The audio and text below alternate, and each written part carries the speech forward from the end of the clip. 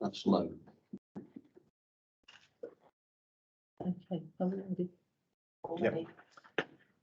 So good morning and welcome to the Executive Committee meeting of the Buckinghamshire and Milton Keynes Fire Authority. Although members of the public are allowed to attend and observe in limited numbers, we are recording the meeting and the copy will be uploaded onto the authority's YouTube channel later this morning.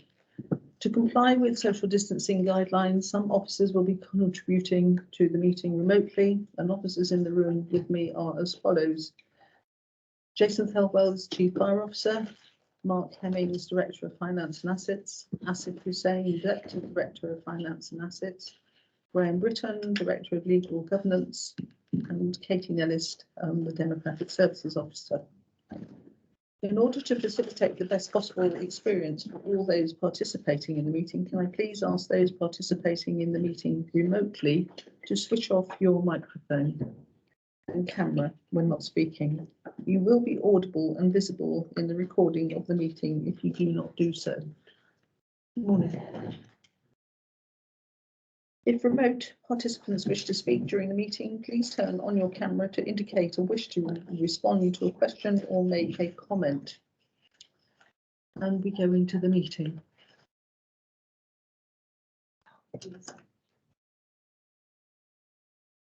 So, apologies for absence. Councillors Lambert and Marland. Thank you very much. To approve and sign the minutes. Sorry, to approve and sign as a correct record the minutes of the meeting of the Executive Committee held on the 17th of November 2021. And they're pages 7 to 10 in your pack. I'm happy that I sign these as a true record. I am happy, but I have a question, Chairman, if I may. Yes. Can I just ask Mark or Asif to provide us with an update on progress with implementing the immediate detriment cases? So I'll take that. Thank you, Asif. In terms of immediate detriment, members will be aware that we adopted a memorandum of understanding the framework for immediate detriment in November last year. Since then, we've had 7 Category 1 cases. So these are individuals that are looking to retire, and we're obviously processing them. But we've also had 5 Category 2 cases. So these are individuals that have already retired and are asked us to look at the calculations again. And obviously, as individuals are retiring now, we're having to go back and review all cases. So I think currently stand 7 Category 1 and 5 Category 2 cases. Thank you. Councillor Darlington, welcome. Apologies for it. I got stuck in traffic. It happens to us all. Yes, it does. So, welcome, and you're here as substitute for Councillor Marland. That's right. And our congratulations to him and his good lady on the birth of their twins. Yes, Very exciting. yes, really wonderful. But welcome, thank you.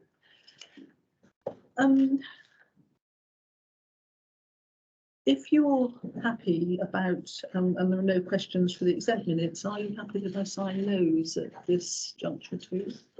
Agreed. Are there any disclosures of interest? Yes, Chair. Item 6 on the agenda is the update on the Great Home Fire Station. As a member of the Development Control Committee, soon to be called the Planning Committee at Milton Keynes Council, I may have an interest if it comes to Development Control Planning Committee. So you'll stay in the meeting, listen, but you won't comment. Thank you. That's no comment. Okay, agenda item 12 is members' allowances, and this does not require any member declaration of interest. So that is for agenda item 12. Matters arising from the previous minutes. We have minute 16, which you have already asked about. Are there any other? Yes, minute EX19. The head of technology and transformation, PMO, advised that she would email her members to do this information rather than discussing it. I mean, I don't think I've seen it. It could be it got lost in the email addressing problem we had at the end of last year. Could we follow that up, please? Thank you very much. Thank you for raising that. Any other questions on the minutes? No? Thank you very much indeed. Did we receive any questions? None received, Chairman. Thank you. Let me go to agenda item 6, which is on pages 21 to 26 in your pack. And I'll ask Mr. Hemmings to update us on Great Home. Mr. Hemmings. Thank you, Chairman. I'm sharing the slides up there just for the benefit of people who are remote to this meeting, but they are in your packs as well. I'll talk you through those. So this is to update members on the plans for the Great Holm former fire station. So what I can't talk about in this meeting is contractual terms. Safe to say that they haven't changed since the last update I gave an exempt session. But this just talk about the public consultation that started earlier this year, just to appraise members of what the plans are. So the plans are to have a 75-bed care home on the site, designed to cater for a range of care needs, including personal nursing, dementia and end-of-life care. Oh yeah, just slide delay, moving on. So those of you who aren't familiar with the site, that's the current site as it stands at the moment with the fire station. You've got the Haddon Road, which runs to the north of the site. You've got Watling Street to the west and Portway to the east. The proposed site of the care home follows very closely the existing footprint of the building. So if you look at the bottom of the site, there's a kind of arc shape at the bottom. As I move on to the next slide, you'll see it's slightly longer and slightly kind of deeper, but follows quite closely to the existing footprint. So some of the key features of the site, it will utilise the existing access from Haddon. That'll be widened to ensure better visibility for those coming and going. They're going to improve the landscaping. They're going to retain as much of the existing planting as possible. There's some very mature trees on the site which help with the ecology and visibility of the site and appearance. Parking is always a big issue in new developments. So they've included 32 spaces, which is more than the minimum, which includes 2 disabled spaces and an area to allow vehicles to turn so they can exit forwards rather than reversing out the site, as well as places to store cycles. Obviously, green transport access to the site is important. The building itself is going to be a mix of 3 and 4 stories. It will be 4-storey, just a small percentage of the site, which I'll show you in a second on some of the plans. So the elevations that you can see, so from top to bottom, they are the views first from the main entrance, secondly from Watling Street, and then thirdly from the roundabout, which connects the 2 main roads. As you can see, the 4th storey bit, which is on the bottom side where it protrudes from the rest of the building, is only really visible from the main roads. When you look at it from the rear, you only really see the 2 or 3 storey parts of the buildings, and is set back as far as possible from the residential areas to ensure they aren't overlooked at all. And the final slide just so it shows a computer generated image of what it looks like from the rear access to the site, which you can see it's the kind of the 2 and 3 storey bits you can see predominantly there, set back from the main residential areas. In terms of the timelines, public consultation started early this month. It's ongoing. If you look on the website, it says they'd like all comments back by Tuesday the 8th, which was yesterday. That's a soft date. It is still ongoing. They'll keep going for another few weeks with all public consultations to take as many views as possible. There may be after this meeting some people that pick up, and we're going to tweet about this, so there may be some people that pick it up. So those views will be considered for the next couple of weeks to feed into that. They aim to get the final draft of the planning application to me by the end of this month. It's within the contract that it comes to us first, so we can have the final check before it goes to the planning authority. They will then submit that as soon as possible. They've kept us informed throughout. So Councillor Clark and Councillor Hopkins and I had a meeting with the planners yesterday to talk through some of the detail. So we're well assured that they've taken all reasonable steps to ensure a smooth process. So I don't anticipate us changing anything between the final plan when it gets submitted, save for any public consultation bits that may get incorporated. They hope to achieve planning consent by the end of May, with a view to starting on site in August. Once they've done all their site clearance, they'll start the build in earnest towards the end of 2022, aiming to get practical completion in Q1 of 2024. And then with a building of this type being a care home, there's quite a long fit out period, quite a lot of equipment to fit once they've done the build. They're looking to open in summer 2024. So it's kind of a brief kind of process of what they're looking to build. I'm happy to take any questions. There's probably a limited amount I can answer because it's not a fire authority scheme, it's a portway care home scheme. If there are any burning questions that I can't answer, I will endeavour to go back to my contact there and update members after the meeting. Thanks, Chairman. I think just to comment, I don't want to start a sort of planning meeting here. That's for others in another place at some later date. I think it's fair just to comment that from the feedback we've had from the parish councils and board members, the issues that residents have locally are to do with parking and access, and obviously coming in off the estate obviously heightens those issues. I think as well there are issues. The issue I think that we have possibly an ongoing concern about is the remaining former access points from the A5 and from Portway, and how those access points, which will no longer be required, obviously, are reinstated either by the developer or by the Parks Trust or another, so that they blend in properly with the landscaping that surrounds, because obviously they are at the moment a bit of a blight on the landscaping. The only other thing which will be of concern, because the build period is quite an extensive period of time, is the operating hours and also the access to the site via Great Holm of all the contractors' vehicles. And if there could be a way of utilising the former emergency service access points for the construction phase, I'm sure that would be well received by local residents. But as I say, those are issues in many ways, apart from the issues of the ultimate use of the former access points, that the Development Control Committee / Planning Committee will be considering when it actually has it. Yes, Councillor Darlington. So I agree with everything that Councillor Hopkins has said.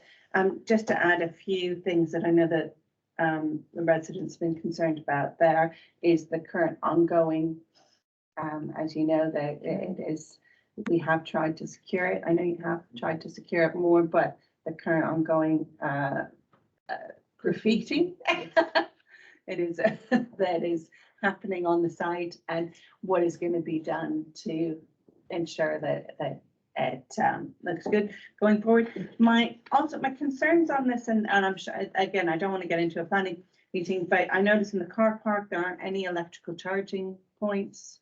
You know, there's no PVs. Maybe they're doing air source heat pumps, but what is the kind of climate carbon ambitions of the scheme? And I think that's quite important, given some of the statements we've already said from the fire authority, that whatever replaces it is something that is contributing to that carbon neutral and then carbon negative environment. I would think that is part of the planning. Yes, And I also, know, I'm just, yeah, I know. yeah, I'm not asking for an answer. I know, appreciate that, but it's good to actually raise it, and Yeah. especially charging points, because that is, and I understand Milton Keynes is probably one of the best places in the country for charging points for electric vehicles. So we just must make sure that is done. But I think it'd be really good if, from this committee, that we actually pass that on to the developer, because that was something that we raised yesterday. Indeed. Was the getting onto and off the site rather than going through the residential area, because it is infuriating having lorries sitting outside because you said you can't get in till 9 o'clock. So that was taken off, and we did suggest that where they've got some trees cutting off one of the entrances, that is perhaps done later rather than right at the beginning. Yes, Mark, Right, please. just come back on a few points that Councillor Hopkins and Councillor Darlington raised. But yeah, as you said, we did have the discussion around the access, whether they can use the former emergency access roads during the construction phase, and that's something that they're going to have a look at.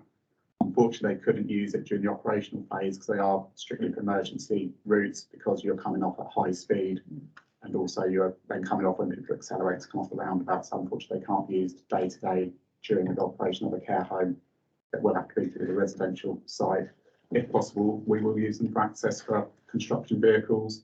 That's obviously a concern during the construction phase. We've got lots of tradespeople on site. We don't want them parking in residential areas and making parking problems worse. It's not good for residents, and it's not good for us as an emergency service if we need to access quickly to deal with an emergency. So yeah, we have picked up those points with the developers. In terms of the electric charging points and other climate considerations, I'll go back to Port Haven and ask to see their plan for kind of climate considerations and what they're doing about that, because yeah, it's very important. As you mentioned, we approved the Environment Climate Action Plan as an authority last year, so something we want to consider. And in terms of the graffiti, I have a meeting next week with Councillor Nolan to go and visit the site, and they've come up with some good ideas and ways we may be able to deal with it, because all we don't want to do is keep painting over it and it keeps coming back and just becomes a very costly problem. But they've got some ideas. I'm more than happy to listen to ideas of what we can do. So again, I'll update the committee at future meeting on that one. Can I just come back on one other point as well, which I meant to mention, was of course the access to public transport and bus stops, etc. Not so much for the occupants of the centre itself, because they will be a certain type of user, if you like, but for staff and for visitors, etc. Because I think there's 32 parking places. At the time staff are on site and visitors are on site, and contractors and deliveries, etc. Those 32 spaces could quickly get taken up. So access to public transport, easy access to public transport, especially for staff and for visitors, I think is very important. That needs to be highlighted as well.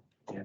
At the meeting yesterday, they did mention a bus stop and they referred to a road that was just out of the plan. So on the road that you come off of Portway to get onto Haddons, then come onto the site, the bus stop's just at the corner of that. So just off to the kind of the right of the screen, probably about maybe 400 metres from the site. I think it's the main bus stop. There's a couple of other ones which serve a number of different routes as well. So it's quite well connected to public transport, which is a positive. It helps with the climate considerations as well. Can you ensure that all the councillors on that area are informed of, you know, the graffiti and kept up to date with what's going on, please? Because I think sometimes having strength in numbers is I don't want to say a better way of getting things sorted. And I'm sure that Milton Keynes Council also has a anti-graffiti policy too. So if you could do that, I'd be grateful. Are there any other questions on Great Home? I think it's been suggested, Chairman, hasn't it, that actually information about the development will be actually posted on the security area around the site, so that to replace the graffiti, there will be actually information that people might be interested to read. We did float that suggestion. They weren't quite so keen with that one, but I know they have leafleted the area, so everyone living within a radius of the site has had a specific leaflet through their door, giving them kind of the information I've set out here and more details as well, and how to contribute to the scheme. I know they've had a number of comments already. They talked yesterday about one of the gentlemen who actually wanted more of the trees taken down to give some light to his garden. They're like, actually, we can take that down and put something here instead. So for every one tree they're removing, they're going to put two in its place. So I know they are listening to residents' concerns, which is really positive, because they want a good working relationship with them, because they plan to be there for the next number of decades. Tremendous.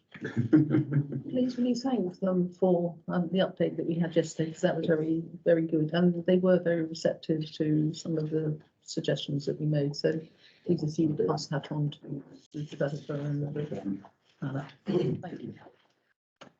Okay, we now go on to item 7, which is the budget monitoring report for April to November 2021. Councillor Hopkins.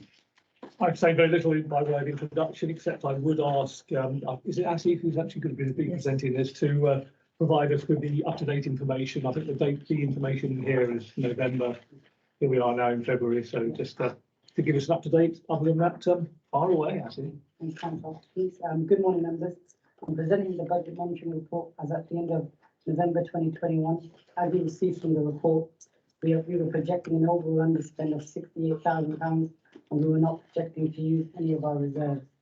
This is predominantly due to additional rates rebate that we received in the year, which was circa in the region of around £250,000. We received additional funding in relation to protections funding of around 300k, and in terms of underspend seen within direct employee costs, these were predominantly due to pensions and vacant positions. As part of building the budget for next financial year, we've reviewed all our expenditure budgets, so kind of direct employee costs, establishment costs, and we removed everyone from the 1992 pension scheme and put them onto the 2016 scheme which is obviously due to the legislative change from 1st of April 2022. And also we've looked at the kind of ratio of competent to development operational staff. Obviously, we're not going to have competent firefighters in establishment throughout the year. So we've kind of changed that ratio to be more reflective of what we've seen. So hopefully, as part of our budget setting process, we've kind of looked at some of these underspends this year, and hopefully they'll be corrected next year or won't be as high as they have been this year. In terms of your question of the latest position, as things currently stand, we've actually flipped the other way now. We're looking to use about £95,000 of our reserves. Obviously, originally when we set the budget, we were going to use up to about 1.1 million. But due to the points I mentioned earlier around the additional rebates and funding and underspend around direct employee costs, it looks like we're only going to probably use around the 100k mark. I must stress though, the parameters have been quite consistent. It's either been 100k on the positive side or 100 on the negative. So we've stayed within that range throughout the year. And I'm hopeful the end position come March 2022 will be something similar. Thank you. Can I just ask, I know we've recently done the zero-based budget exercise. When do you intend to perhaps do that again?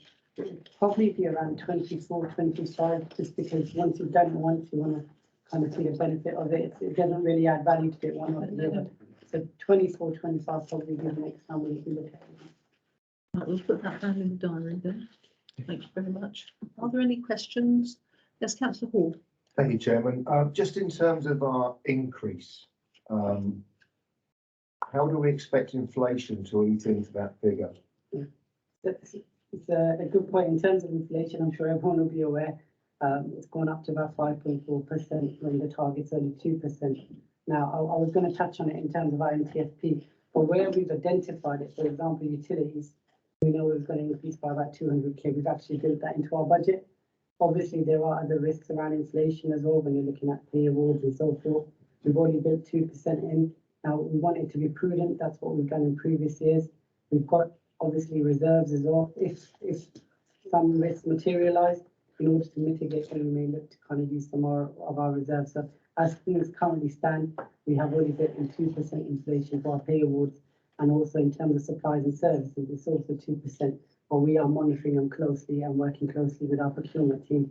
Our procurement team do a really good job in trying to renegotiate contracts and try and get fixed prices for a number of years.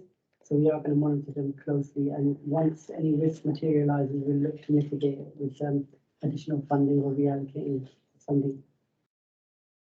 That's Christensen. Thank you. Just to follow up on the inflation question, do we have a number for what our individual rate of inflation is for the fire authority? I'm just conscious that the general one published by the government often isn't reflective of individual organisations. So do you have a feel for what our Not exact numbers, to be fair, because it's different. You've got to look at different sort of aspects of it. So you've got your employee costs. Obviously, at the moment, it's 2% because that's what the most recent pay award is. In terms of contracts and stuff, it all, like I say, it all varies. So we don't have a definitive figure, but we are reviewing the case and trying to manage it. It's something that might be useful to kind of monitor and report back on in the future, because it's, I think, going to be a very live issue for the next couple of years or three. I think you have to plug your crystal ball in. Because I think it will, and I think it'll probably be longer than 2 or 3 actually. I think it might be a lot longer. Are there any other questions on this item? No. So could we look at the recommendation then on page 27? Are you happy with that recommendation? Noted. Thank you. We then go to agenda item 8, which is the prudential code, prudential indicators and minimum revenue provision. And again, Councillor Hopkins. This is a very technical paper. I could add absolutely nothing to it, so I'll hand over to the experts. So, Mr. Hussey, all over to you, in your lap now. Thank you. Good morning, members and officers. Hopefully you can all hear me and see me okay from the meeting room. Today I'll be presenting you with the Prudential Code, Prudential Indicators and Minimum Revenue Provision for 22-23. As Councillor Hopkins said, this is a technical paper and is presented annually to this committee to approve the recommendations with final approval at the Fire Authority meeting next week. This paper also supports the medium-term financial plan, which will also be presented today by ASIV, I believe. The Prudential Code was established to ensure that capital investment plans are affordable, prudent and sustainable, and that the Treasury management decisions are taken in accordance with good professional practice. The prudential indicators presented here demonstrate that the current plans for capital investment meet the criteria and present an acceptable level of risk to the authority. Minimum revenue provision is a statutory charge to the general fund, which ensures that the authority has sufficient cash balances to repay borrowing upon maturity, reducing the refinancing risk. Since 2015-16, there have been sufficient funds set aside to cover the repayment of the long-term borrowing. However, early repayment of these loans is currently not an option due to the prohibitive penalties on early repayment. There are also no plans for additional borrowing according to the MTFP. Thank you, and happy to take any questions. Do we have any questions for Mr. Hussey? No? Oh, sorry. Councillor Darlington? I have a question, and I appreciate that it goes a little bit beyond just the papers, but I noticed that given our level of capital expenditure going down significantly, I appreciate from a financial point of view that might be absolutely right. Are we clear from a service point of view that we will be able to maintain services with that level of capital expenditure going down? Mr. Evans? Yeah, that's something, as you'll be aware, we've campaigned for additional preset flexibility for a long time.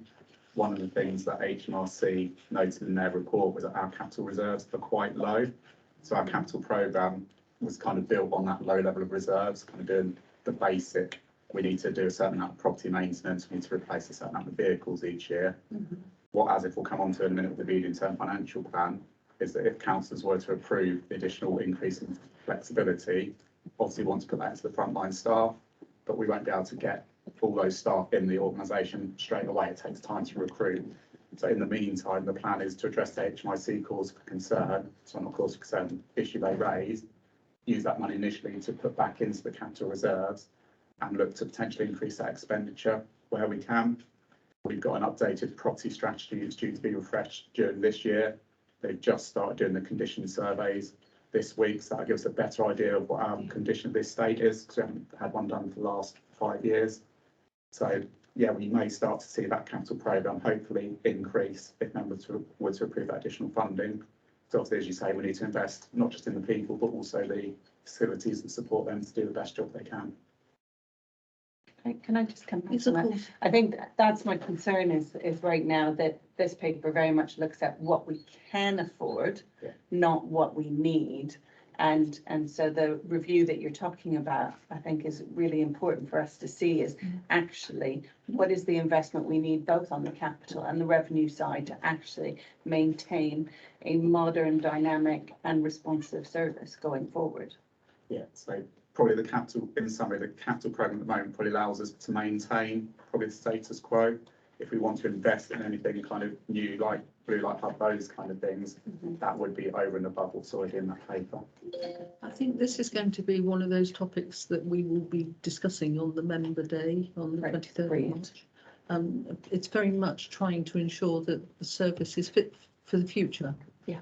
And how we take it forward. And so that will be one of the things that we will be looking at. So very much making sure that, you know, the service is fitter and perhaps more productive than it might have been. So that's exactly what we're trying to do, and squeezing every penny out of that extra £5 we've been given. Yeah, we want that to work. Would you like to say anything, Mr. Felwell? Yes, well, actually, I mean, the inflation, I was going to keep it till the next paper, but the inflation piece is a good piece to identify. Certainly on firefighter pay, it's huge at the minute. I mean, London Fire Brigade have just gone out for firefighters again in terms of the whole of the southeast. They're paying in the region between £6,000 and £7,000 a year more.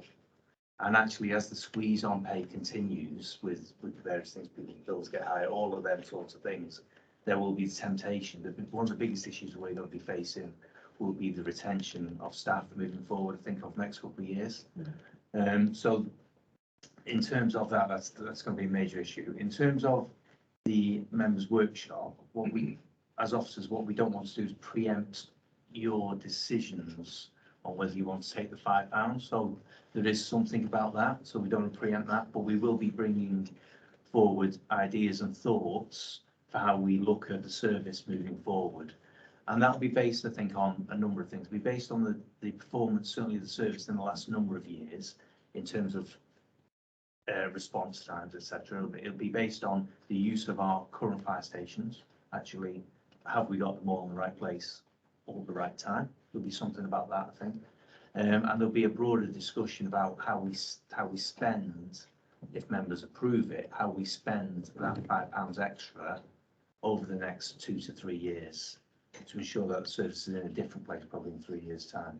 The one thing I will say is I'm very conscious about, it's not just the fire service who are affected in terms of the finances, in terms of bills going up, etc. £5 may not sound a lot to some people, but for some people, £5 a year is a lot of money, and we've got to spend that money wisely. So that's part of the thing. That's what we're definitely going to be doing in bringing forward proposals to members. But like I said, we don't want to preempt or prejudge what your decisions may be. And assure you won't. Thank you very much indeed. So are we supported with the recommendation on page 39? Great. Thank you very much, and thank you, Mr. Hussey. We move on then to agenda item 9, which is the medium-term financial plan. And again, Councillor Hopkins. Very briefly to introduce, the eagle-eyed among you will have noted that under the recommendations there's a line missing. The first line should read, "It is recommended the authority be recommended to," and then 1B, 1C, 1B, etc. So that line needs to be inserted. I will have a question once Asif has finished his introduction. Thank you, Councillor Hopkins. Thank you for mentioning that point. Another point that I just want to bring to everyone's attention is, hopefully you've all noticed some additional slides in front of you, a revised appendix 1 and 2 that's been put in front of you, and hopefully the people that are joining us over Teams will get that on the screen for you to view as well. I'll touch on that as well, but that's just basically we received updates figures from our council billing authorities, and therefore we revise our funding positions. So I'll come back to that. In terms of the main report in Annex A, it presents and proposes a revenue and capital medium-term financial plan for the financial years 22-23 to 26-27. The medium-term financial plan is closely linked to the financial strategy, which is then linked between the organisation's long-term service objectives and its financial capacity. The final settlement was published on the 7th of February and is due to be debated tomorrow. One key change this year from previous settlements is that the government provided the lowest charging quartile fire authorities with the flexibility to increase their Band D charges precepts by £5. As you will know, previously this was limited to 2%. This is to assist these FRAs in addressing immediate pressures and to maintain a sustainable income baseline for future years. As I mentioned earlier, BFRS are also included within these 8 FRAs that have the option to increase our Band D precept by £5. I just want to bring your attention to our most recent HMI CFRS report, and in its summary, which was published in December 2021, they noted that they are encouraged by the services work to improve value for money, but still have concerns about the services funding model, as its limited reserves are being used to supplement funding of its response function. If the authority were to approve a £5 increase in precept, this would result in approximately 1.1 million additional funding compared to just a 2% increase in precept. Something that Mark just touched on earlier, this additional funding would predominantly be used to utilise and recruit additional firefighters to build its response functions. Furthermore, the fire authority will be able to increase the revenue contributions to capital, which would help build our reserves that are used to fund our capital programme in the future. In the same process, we'll be addressing another concern HMI CFRS had within their report. In terms of key assumptions that we've considered, they're detailed in section 4 of Annex A. I just want to bring your attention to some additional funding that we received this year. So there's an additional 822 million unring-fenced services grant that's been made available to all tiers of the local government sector. In terms of Buckinghamshire Fire and Rescue Services, this equates to roughly £355,000, which has been reflected in our projections under the heading of services grants. In terms of council tax collections funds, as everyone will be aware, with the pandemic last year, this was adversely impacted. And for the first time since I've been here, I actually saw the council tax base reduced by about 0.65%. However, this year we have seen some form of recovery with a projected growth of around 2.9% in our council tax base. I must stress the council tax base numbers are probably now in line with what they would have been prior to the pandemic. So we're still probably a year behind in terms of our council tax base. Uncertainty still persists around the pensions following the ruling in December 2018 that transitional arrangements introduced for the firefighter schemes in 2015 were discriminatory. The Executive Committee adopted the immediate detriment framework in November 2021, and BFRS are currently processing claims from members who want to be treated as if they remained on their original pension scheme.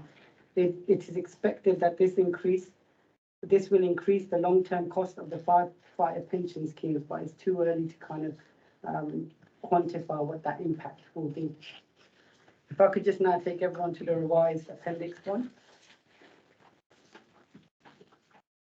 You will notice in terms of the revised Appendix 1, the revenue support grant business rates lines have been revised downwards from 8 million to 7.826. This is in the funding section. In terms of the council tax surplus figure, this has also been revised downwards from 257k to 222k, which is a reduction of 35k. Both these reductions accumulate to a net reduction of 209k. In order to obviously balance the budget, we've reduced down our revenue contributions accordingly by 209k, and now the net budget requirement for next financial year is 33,480,000. In terms of the reductions, obviously when we had previously set the budget, it was based on the provisional settlement figures. Obviously more accurate figures are provided by billing authorities as at 31st of January. And now we've reflected those accurate figures, and that's why there's been a change in the figures we've previously presented. Happy to take any questions.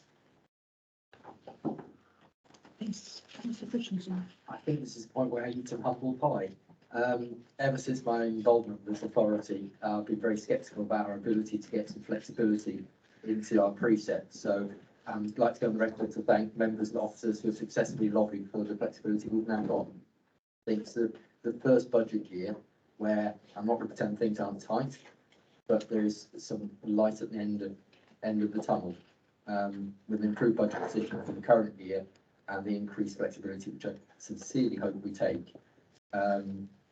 Yeah, it's actually looking not so bad. So that's my only comment. Thank you.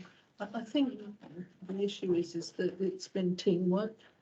We've all seen the, dare one say, the writing on the wall, and we've all worked together to make sure that we've got the extra £5, and it has been a lot of lobbying behind the scenes.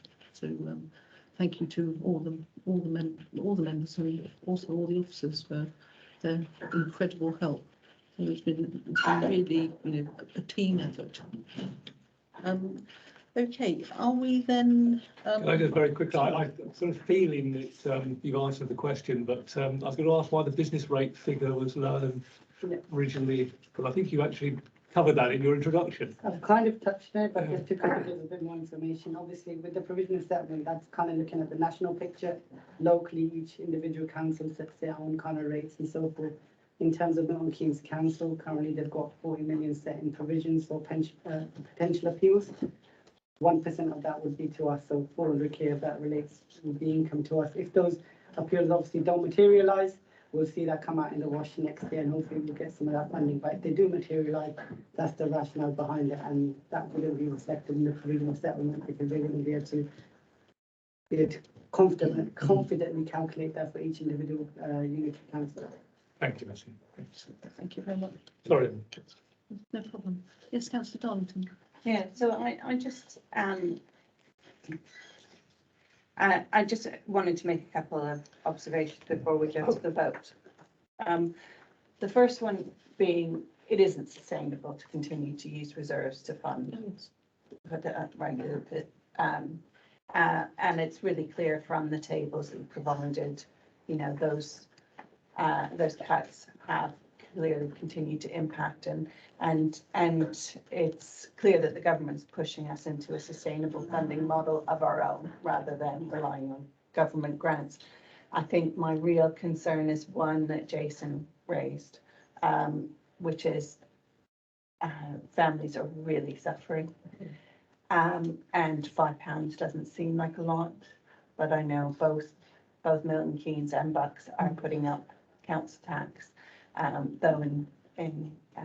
Though you'll know in Milton Keynes, we have quite a generous council tax relief scheme of 80%. I'm not sure what it is in Bucks, to ensure that we're trying to support those families, but with the rising fuel costs, the extra £200 debt that we're going to have in future years on energy costs and all of those sorts of things, it is really difficult, with a heavy heart, would be able to support this £5 because I think this is an absolutely essential service. But I think it's really clear that we communicate to the public properly that we understand what they're going through. We're not taking this as a flippant decision. This is really because we want to ensure that there is a fire service available to them going forward. And I do think that's the part of the challenge for us would be how we communicate that. So it's not just seen as an additional charge, but we need to be clear about how this has come about and how this is about protecting them, protecting our communities.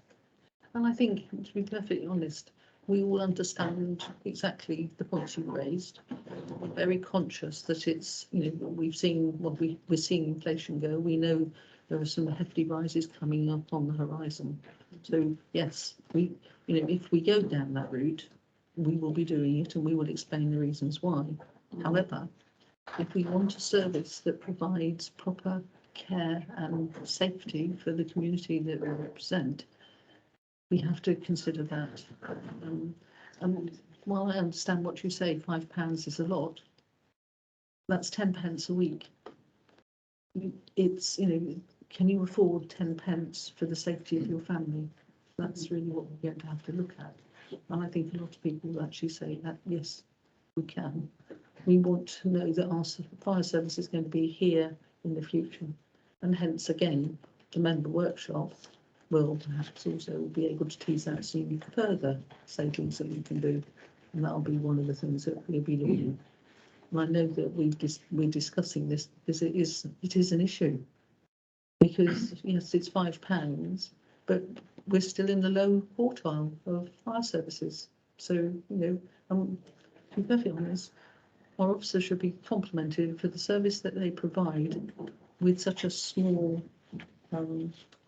council precept, when you consider there are others that are not as clever or as wily with their money as I say, Mr. Hemmings and Mr. Hussein are with ours. So thank you, gentlemen, for that. We certainly get kept in don't want to say train. So with your sentence that you added for page 49, will we support recommendations? Yes, Agree. Thank you. We then go to item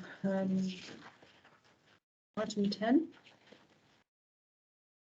which is a response to the Provisional Local Government Plan and Settlement 2022-23 consultation to consider item 10. And Councillor Hopkins, it's your show again. I'll pass you straight across to Mark, I think, on this. Chairman, thank you, Councillor Hopkins. So this paper is for noting, it sets out our response to the provisional settlement. So as Asif said, the provisional settlement was published in December, and the final settlement was laid before Parliament, I think earlier this week, and it's due to be debated tomorrow before Parliament. So in general terms, our response welcomed the settlement proposal. As Councillor Hopkins said, it's kind of, we're not flush with money. We still need to be really careful with what we do. We need to show that we're spending this, if it's approved, the extra money wisely. But it is a lot more positive than it has been at any other time, certainly since I've been here. It allows us the opportunity to invest in the service rather than kind of, as we've had done in the past, have to manage with kind of fairly limited funding. We also cover some other issues around, as it mentioned, the services grant, which was a one-off. So we kind of intimate that actually we want to see that kept within the sector so that we get that on a continuing basis to continue to support the good work we do. The services grant is to recognise that services, not just fire services, but all local authorities are stretched and that they do vital work. So recommended that that is kept within the local government system as well. And I think in particular, we just welcome the additional flexibility around the £5 and been fairly kind of clear about that. As the Chairman says, a lot of work went into kind of securing that flexibility. And I know the group leaders have written a letter of thanks to the Minister, noting that all the work that he's done, because the Prime Minister has been very supportive of it as well. He recognises the need of the lower quartile services. And the response that we put in also mirrors very closely the National Fire Chief's response that they put in as well. So it's very consistent with that national picture. Other than that, I'm happy to take any questions the members may have. Thank you, Chairman. With regards to the potential of increasing the preset by £5, do you envisage that we will stay in the lowest quartile going forward? Yes, so at the moment our preset is £67.16. The average at the moment is £80. So even if we were to do successive increases for a number of years, were we to have that flexibility, we currently don't, but if we did, we would still be in the lowest quartile if we did that for the next 2-3 years at least. And I would imagine that everyone in the low quartile would take the £5 as well, so that would push up that average anyway. Thank you. Yeah, thank you. I think also we must acknowledge the work that our MPs did for us as well, because a lot of lobbying behind the scenes was done, so we do acknowledge what our MPs did it. Any other questions? No? Are we supportive of the recommendation on page 63? Voted. Great. We go to item 11, which is the TBFCS ICCS, which, as we probably all are very well, it's the Thames Valley Fire Control Service, I believe. We're very good at writing alphabet, aren't we? And I welcome Chief Fire Officer Hmi Osborne. Oh no, it's not. It's Steve Wells. Hello. You're going to take us through this. Yeah, morning councillors, morning colleagues. Yeah, so this particular report focuses on the Thames Valley Fire Control Service, and it's in two parts. So the first part we're going to be looking at is the Integrated Communication Control System contract, or to use the acronym ICS contract.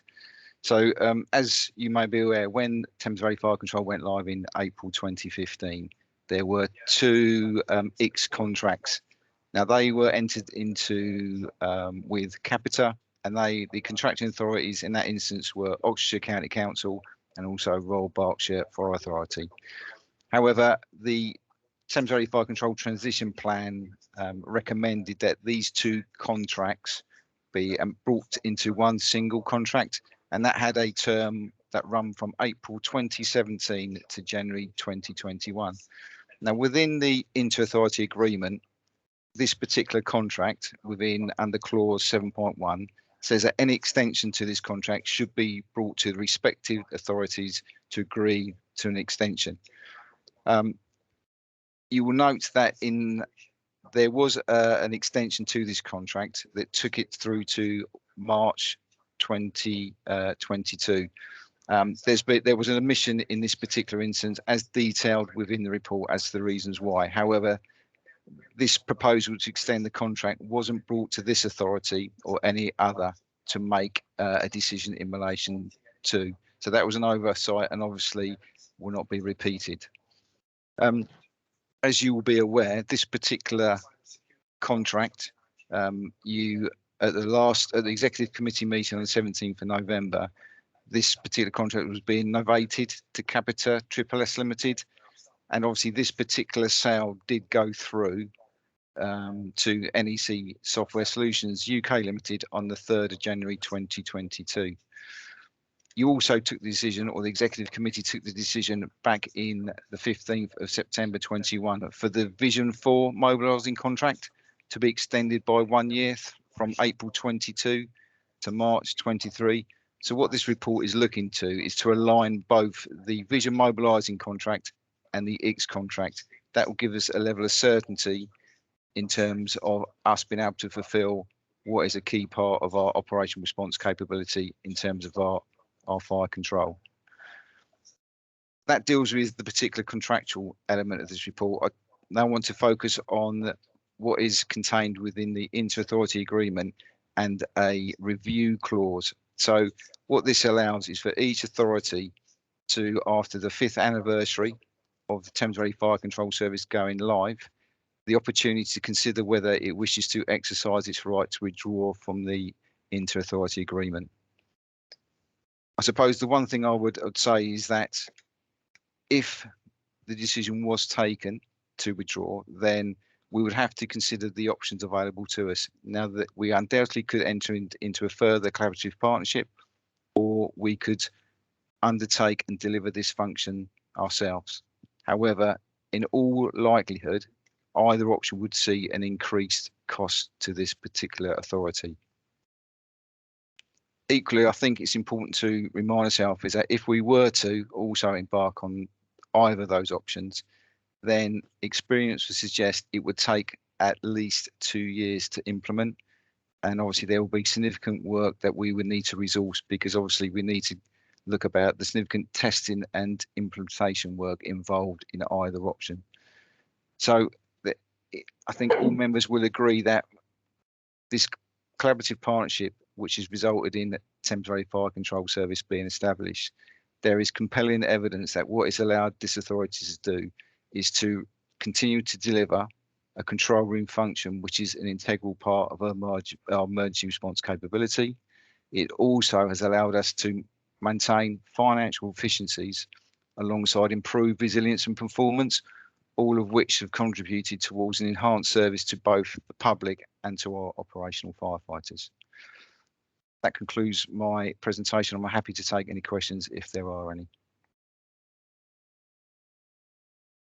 Are there any questions? Yes, Councillor Hopkins. Can I just ask very quickly? I mean, I'm a great believer if it ain't broke, you don't want to fix it. However, that doesn't stop nor negate the need to constantly be monitoring the efficiency of the contract, the genuine maximisation of efficiency in terms of cost savings and cost efficiencies, and also what other options are out there.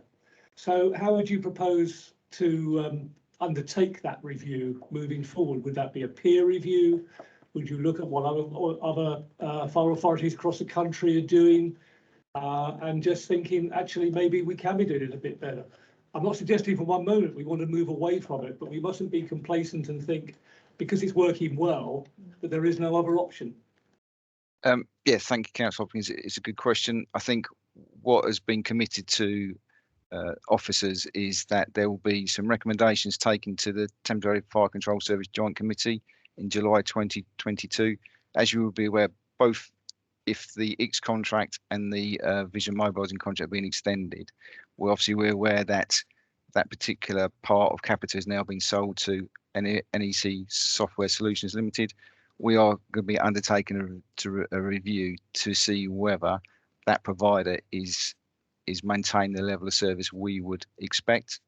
And obviously in July, a range of options will be presented to the Joint Committee to consider what would be the appropriate and agreed way forward.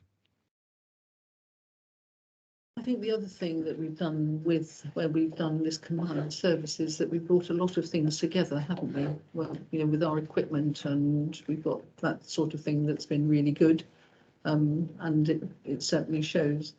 Yes. Yes, the Thames Valley Fire Control Service has been really, really successful in part of that collaboration, key parts of it, in terms of exactly what the Chairman says, in terms of we now buy the same fire engines, buy the same fire kit, buy the same equipment, borderless mobilising now right across Buckinghamshire, Milton Keynes, Oxfordshire, Royal Berkshire. There was an incident last night, for example, in Oxfordshire where we mobilised a number of appliances to support Oxfordshire, completely borderless mobilising. The community gets, through this service, the fastest response, regardless of location of fire engine or fire station. It's been very positive so far, and the culture and the culture is really good. But the issue for me is, picking up Councillor Hopkins' point, it is worth, through the Joint Committee, asking them questions. Can we do it better? Should we review it? I think that's a worthy point to make, and consider that going forward. I think that is something that the joint committee does do. It does look at, constantly monitoring. It isn't something that is, it's just written, oh, well, we're doing it this way and we've always done it this way. It is, and as Mr. Wells said, we are looking to see whether. Yeah, I wouldn't doubt that for one moment, but and because it works so well, and I'm being a bit parochial now, because I live on the border with Bedfordshire. Yeah. I would like to see the same level of relationship with Bedfordshire. I'd like to see the same level of relationship with Northamptonshire, and therefore Cambridgeshire and Bedfordshire having the same level of relationship. It's almost like a national fire service, isn't it? But because we're just increasing the boundaries, and rather than calling ourselves Buckinghamshire for this purpose, we're calling ourselves Thames Valley, which brings all the benefits within that enhanced boundary, but then produces a boundary to our neighbours beyond. That's all. It works very well, and I know we do have an understanding. So if we wanted Bedfordshire to help us out, or Bedfordshire wanted us to help in an instant on the M1 in their part of the county, etc., then we would do so. But not quite the same level of efficiency that there is with the single fire control centre. I think you're right. Sorry. I 100% agree with Councillor Hopkins. We've seen. I'm going to have to review my thoughts. I know. We've seen those limitations of those boundaries when it comes to the police force, not being able to, not having that same cooperation with Bedfordshire and Northamptonshire, and it has created significant issues in certain things. And if you look at the River Ouse, and been talking about the flood response, I mean, really, those are the fire authorities we need to be cooperating on things like that. So I think Councillor Hopkins raises a very important point that, certainly from a Milton Keynes perspective, is that are those the right authorities to be cooperating with, or how do we make sure that it doesn't stop the cooperation with other authorities? Just to pick up on that point, I'm going to go back way back when now. After the Second World War, You were just a little boy. yes, all fire and Just rescue. after you've been demobbed. Yeah, what happened is during the Blitz, after the Second World War, during the Blitz, they realised that fire and rescue services, fire brigades couldn't work together. So that then brought out the 1947 Fire Services Act. Under the 1947 Fire Services Act, that brought together all the equipment, all the appliances, to make sure they could all work together. And they introduced something called Section 2 and 12 agreements, whereby you would get a response regardless of county boundary. That was put in enshrined law in 1947. And then following that in 2004, that was amended, and the same processes were put in place under sections 13 and 16 of the 2004 Act. So from a mobilising response perspective, there's borderless mobilising with Bedfordshire and Northamptonshire. I think the broader point, though, actually, is probably picking up on the relationship between the local resilience forums and the planning and the after sort of work. I think that's something that we could definitely look at, and that definitely came to the fore during the COVID response. So, for example, with Milton Keynes being part of Bedfordshire and Luton Health Authority, that makes a huge difference on the LRF. So there is something that we could look at in terms of, we could open the conversation with Bedfordshire and Northamptonshire about them issues if that's helpful. But in terms of, just to assure members, in terms of operational response, if you need a fire engine from Bedfordshire into Milton Keynes, it's going to go. There's no thingy about it. It goes. It's as simple as that. I think that perhaps it might be that conversation you do need to have, and again, it might be one of those things that shakes out from our members' day on the 23rd of March. Okay, we can then go back to page 93, the recommendations on that. Agreed. Agreed. Thank you very much indeed, Mr. Wells. Thank you. Thank you. We then go to item 12, which is members' allowances, and I will hand over to Mr. Britton. Thank you, Chairman, members. As a standalone fire and rescue authority, the authority has a wide discretion in adopting an annual scheme of allowances. The main proviso is that the authority must have regard to the recommendations of the independent remuneration panels of its two constituent councils.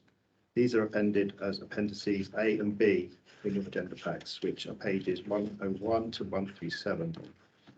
As set out in the executive summary of the cover report at page 97, the scheme of allowances has been linked to the NJC Grey Book annual pay award for firefighters since 2012-13. The application of this index linking had been endorsed annually by the authority until 21-22. Although there had been a Grey Book 2% pay award effective from the 1st of July 2020, the authority agreed in February 2021 to suspend the indexation for the year 21-22, resulting in a 0% increase in members' allowances last year. If the link to the Grey Book were to be reinstated for 22-23, this would result in a recommendation to the authority of an increase of 1.5%. A draft proposed scheme of allowances for the year 22-23 is appended as Appendix C, which is at pages 139 to 151 of the agenda pack, and shows in the alternative the effect of a 1.5% increase from the current financial year. Regulations require that the authority makes a scheme providing for the payment of a basic allowance to each member of the authority, which must be the same for every member of the authority.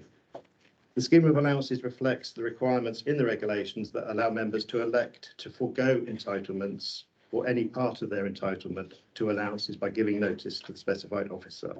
The relevant paragraphs of the scheme of allowances are quoted at the top of page 98 of the cover report. I won't take members through them. They're there for members to read in terms of the entitlement to forgo parts of the allowance.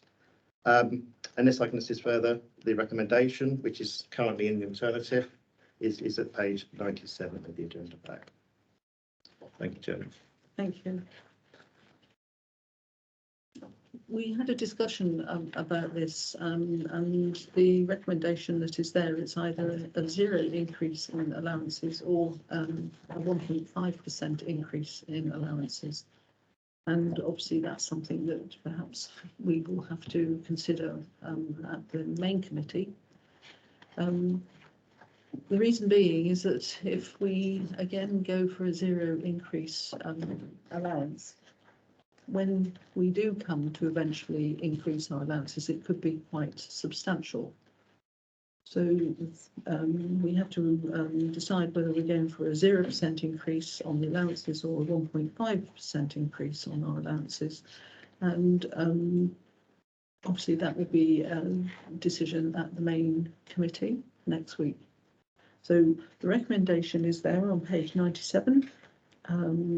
Are you happy to support that for it to go forward to the main committee? Yes? Yes. I'm not clear on what the recommendation is that we put forward both those options to the committee. Okay, yeah, on that. Yes.